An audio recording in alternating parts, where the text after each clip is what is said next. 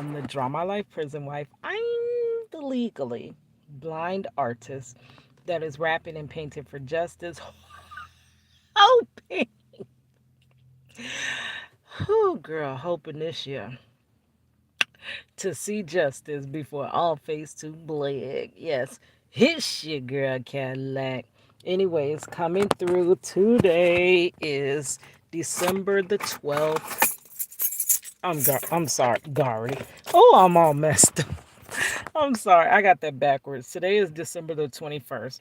Um, I am coming through. This is Vlogmas. I don't even know what day this is that I'm participating in, but let's just say it's Vlogmas Day 21. I did not do all the Vlogmases. I need that to cut off so they could stop doing that.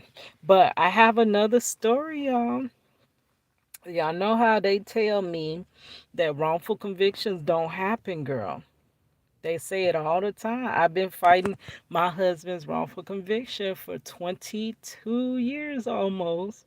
It's 21, but it's about to be 22 come April of next year. But they tell me they don't happen.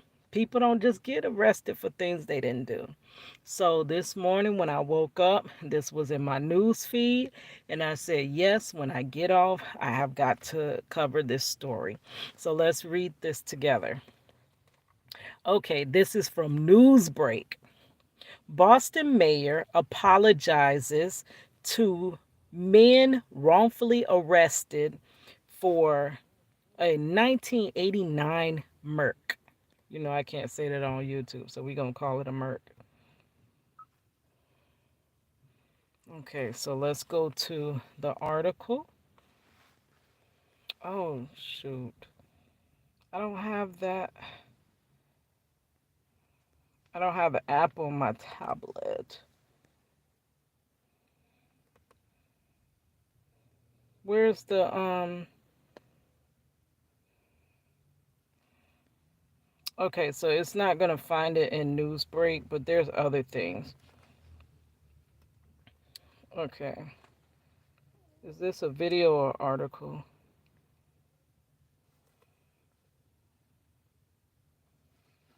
Okay. Here's a different article. This is from News Channel 9, ABC. Okay, Boston Mayor Michelle Wu issues an apology to two black men who were wrongfully accused of outing a pregnant white woman near 35 years ago. Relatives of Alan Swanson and Willie Bennett were in attendance as the mayor spoke during a news conference held Wednesday morning. I am so sorry for what you endured, Wu said. I am so sorry for the pain that you have carried for so many years. What was done to you was unjust. And I'm sure he said it so many times, but nobody listened. Unfair, racist, because that has a part to play in it, but nobody ever wants to admit that. And wrong. And this apology is long overdue. To every black resident, I am sorry, not only for the abuse our city enacted, but the beliefs and the bias that brought them to bear in the first place. Wu also said, we are here today to acknowledge the tremendous pain that the city of Boston inflicted on black residents throughout our neighborhood, as the case ignited tensions between the black community and the city officials, along with the police department. So it's crazy though, when you talk about the injustice done to you. Injustice could be done to you for many different reasons, but when it is done based on the color of your freaking goddamn skin, it's like you have to address it. And when you address it, you are then gaslighted to be that person, right? But you have to discuss race when race is what played a role in your demise, right? But when you discuss it, it brings up tension and makes it where people are gaslighting you to be that, RACIST. And it's a way to deflect it off of, if it happened, it happened, guys. We have to be able to talk about it. If we ever want to heal our nation of it, we have to talk about it. Like literally, it happened, right? Okay, so the community and city officials, along with the police department, there was no evidence that a black man had committed this crime, but that didn't matter because the story was one that confirmed and exposed the beliefs that so many share, from residents and reporters to officers and officials. She said Swanson and Bennett were wrongfully named as suspects in the um, SHOOTING and outing of 29-year-old Carol Stewart on October 23rd, 1989. Authorities later learned her husband, Charles Stewart, had planned her murking, as well as outed himself in the chest in a staged carjacking. He claimed a black man was responsible for outing his wife, who was pregnant at the time, shortly after the couple left a birthing class. Was this on a TV? I think they did this. I don't know what was that I was watching. Gosh. I think they reenacted this on one of those shows. Okay, he claimed a black man was responsible for outing his wife, who was pregnant at the time, shortly after the couple left a birthing class. She died the following morning at the same hospital where they had attended birthing classes. Wow. The baby, delivered by cesarean section, survived just 17 days. Oh boy.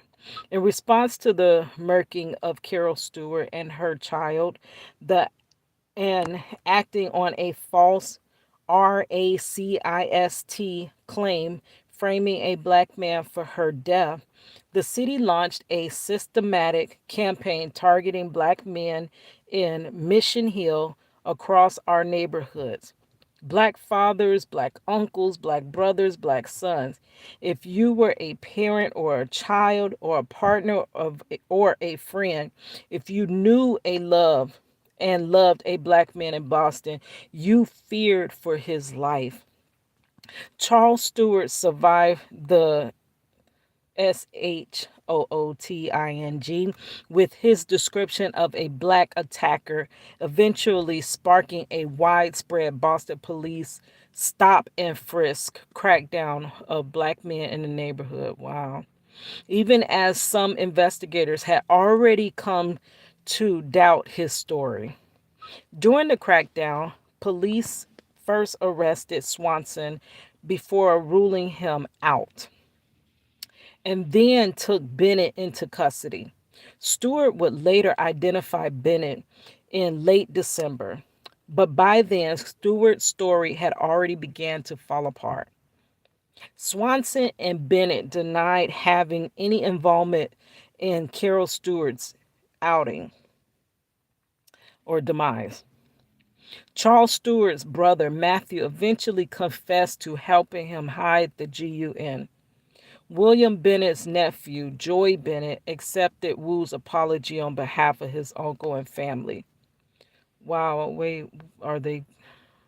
So why are they not there? They're accepting it on their behalf. We are truly humbled to finally be receiving this apology, he said. A little more than 2 months after the murking, Charles Stewart parked his car on a bridge. Oh my gosh.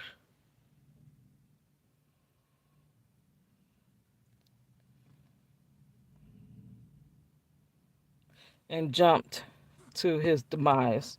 His body was recovered the same day.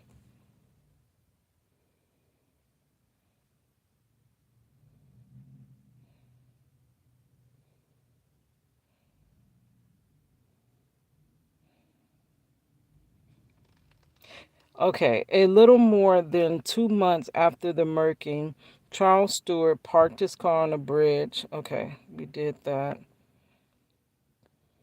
Where's the rest of the story?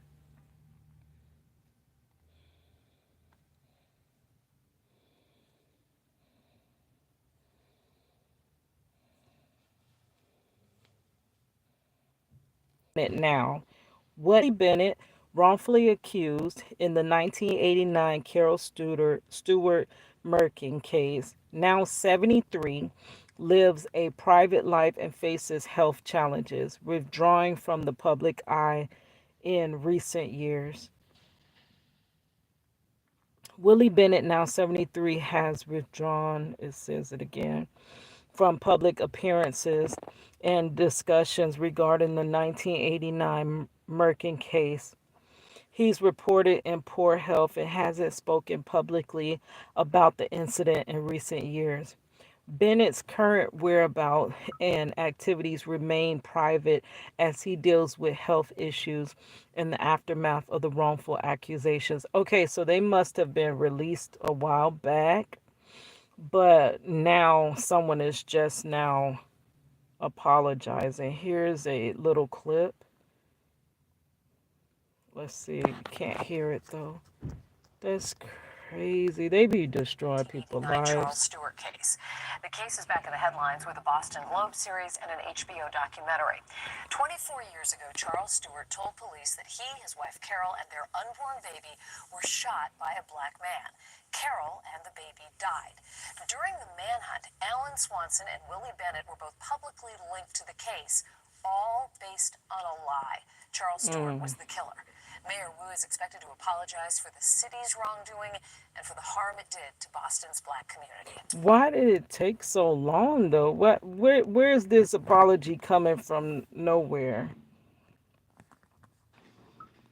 Okay, it says stay connected with the world throughout articles on current news. That's it. Willie Bennett is an individual who was wrongfully implicated in the 1989 murking case of Carol Stewart in Boston, initially pointed to by the victim's husband, Charles Stewart. Bennett faced arrest and legal repercussions. He had a prior criminal history, and the police also charged him in connection to an unrelated video store robbery. However, as the truth emerged, it became evident that Bennett had been falsely accused. Charles Stewart's involvement in orchestrating the crime came to light, leading to Bennett's exoneration for the murking. Despite this, Bennett encountered challenges, including serving time for an unrelated robbery, an incident he maintains he didn't commit. Willie Bennett found himself caught amid a high profile tragedy when falsely accused in the 1989 murking of Carol Stewart. Charles Stewart's fabrication impli- implicated Bennett, leading to his arrest and legal battles. However, the truth eventually emerged, revealing that Charles Stewart had orchestrated the murking. Bennett, having no involvement in the crime, was exonerated for the murking. But the aftermath included facing charges for unrelated video store robbery, adding to the injustices he endured. The recent formal apology from Boston Mayor Michelle Wu acknowledges the grave mistakes made during the investigation, highlighting the racial disparities and systematic flaws that contributed to Bennett's wrongful accusations. This apology serves as a belated recognition of injustices faced by Willie Bennett, who continues to grapple with the repercussions of a case that spotlighted the flaws in the legal system and the needs for accountability. Is Willie Bennett still alive? We just answered that.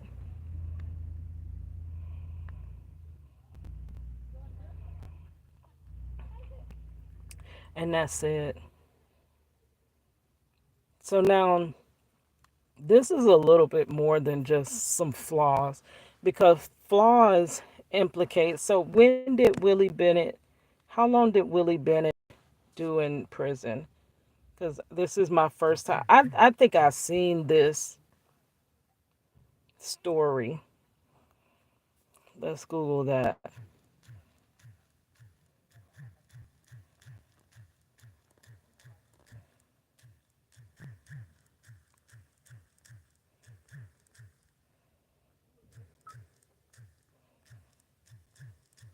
But that was a good portion of his life then.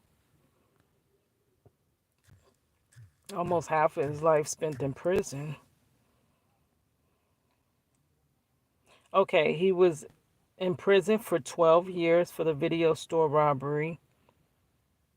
Oh, okay. Mr. Bennett was exonerated for the murking, but was in prison for 12 years for the video store robbery, which he has said he did not commit. Charles Stewart later died by self outing, while his brother pleaded guilty to criminal charges, including.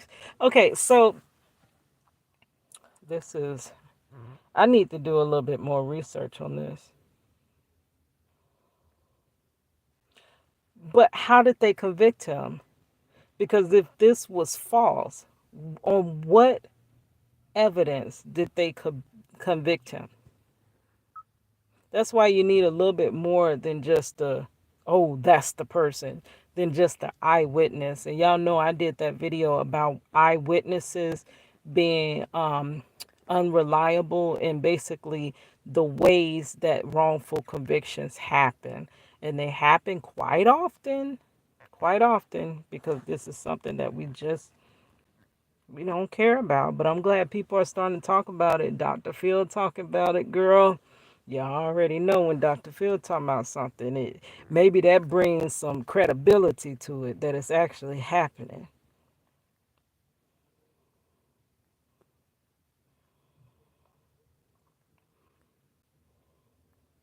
It took this city 34 years to apologize. Yeah, why are they just now apologizing?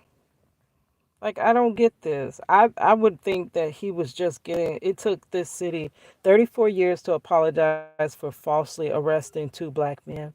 Alan Swanson and Willie Bennett were accused and arrested for the 1989 outing of a Boston white woman. And see, they're putting. I don't know why the race has to be put in there, but I guess in this case, uh, okay.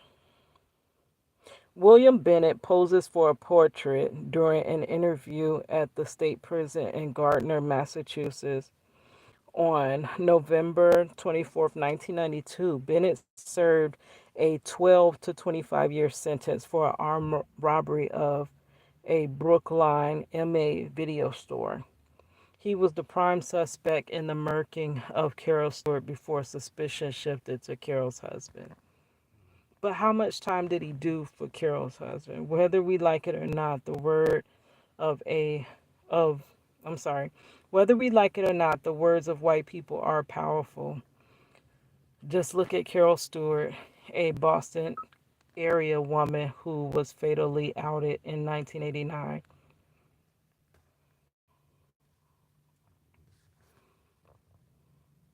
Yeah, my husband's case has racial tensions in it as well.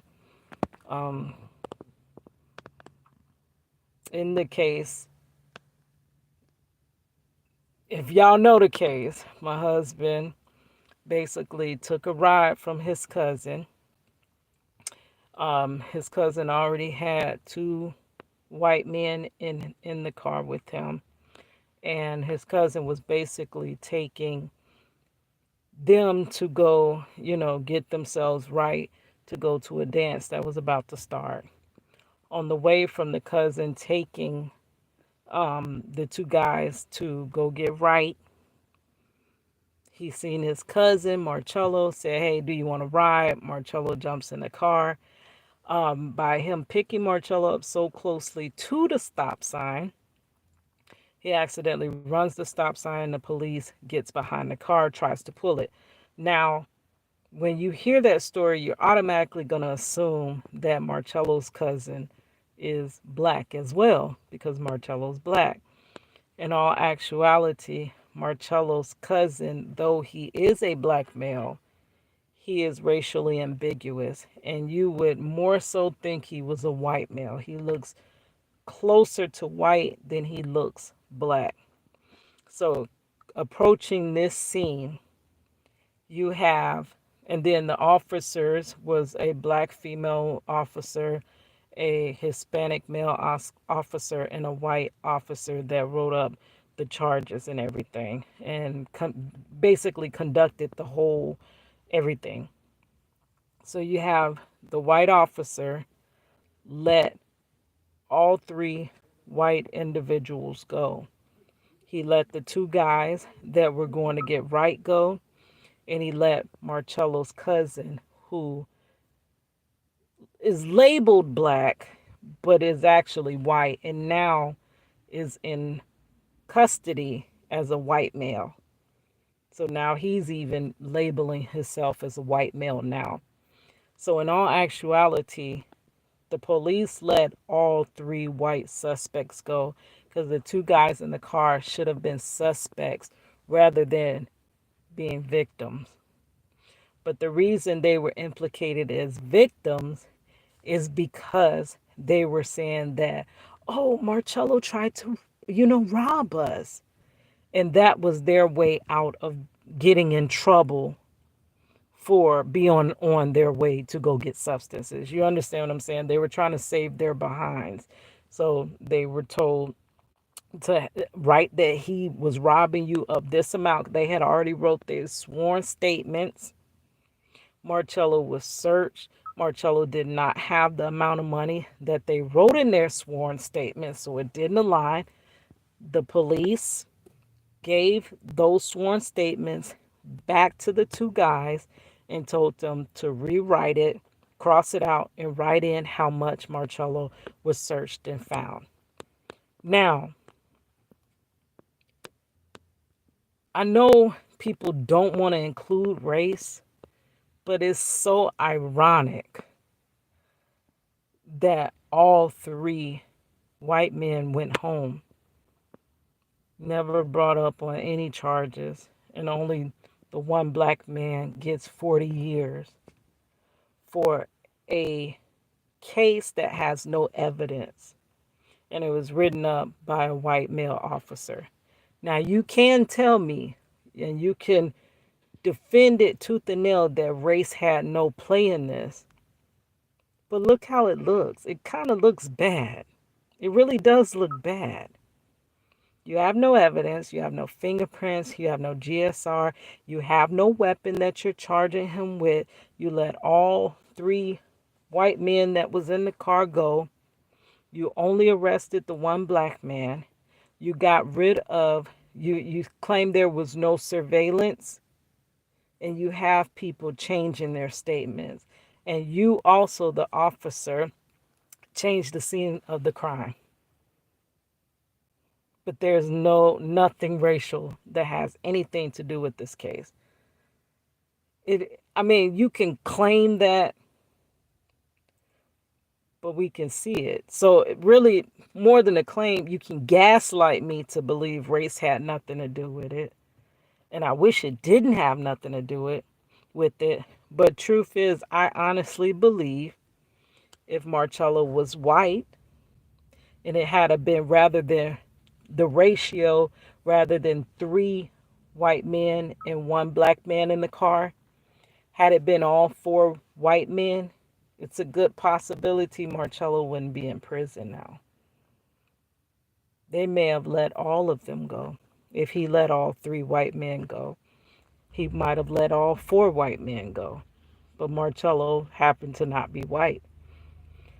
So I don't know. It's crazy, but this is what we deal with. Another another bit of proof that wrongful convictions happen. But I gotta research this more because it doesn't make sense why they're just coming out now. Why now? Why are you coming now to apologize? You didn't ruin the man's life and how many other people's. And by this happening, why not make it right? You know what I'm saying? So when a wrongful conviction happens, what they like to do is act like it's one little mistake. They want to make it, it's like if I was a clerk and I got everything right, or like I'm a graphic designer, right? I get a lot right, but I make one typo. And you're judging me by that one typo. But let's say that was my history. I got a bunch of typos. And a typo can actually cause companies money. What if I had a typo and it was an ad and you ran that ad and you paid me for that ad and I had the amount of the money incorrect and now I got to honor that? You can ruin my business over a typo. But let's say that was my consistent. I just kept doing it, kept doing it, kept doing it. I'm the typo queen. And rather than me work on fixing what is causing me to keep running into the same error, same typo, I write it off as, oh, it was a mistake. Okay.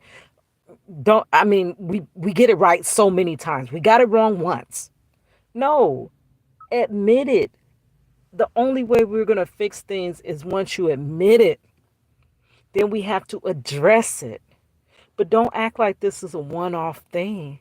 Wrongful convictions are happening. So they've happened more than we know. If you look up all the ones that have hit the light a day, you got to think about it. So many within the Innocence Project that the Innocence Project themselves can't even hold it. They can't even help all the people. And we got Innocence Project in each state, I believe, in the United States, right? So you got to think about all those names, right? And it's very hard to even get the Innocence Project to pick up your case. So that means there's even more that nobody knows about, right? So that's a lot of freaking wrongful convictions. That's a lot of typos. That's a lot of mistakes. And we don't want to address it. If you truly wanted justice, you would want to address this issue. Because they got it wrong with my husband. They got it wrong with him. They got it wrong with so many others. What if they get it wrong with you? What if they get it wrong with your baby boy? Are you still okay with it? All right, guys, I will talk to you later. I'm going to have to do a little more research because I thought that was breaking news. But now, upon watching it, it just doesn't make sense to me. So I want to get some more background, and I'll be back with probably a part to this, part two to this, part two to this. All right, it's your girl Cadillac. Thank you for bearing with me too.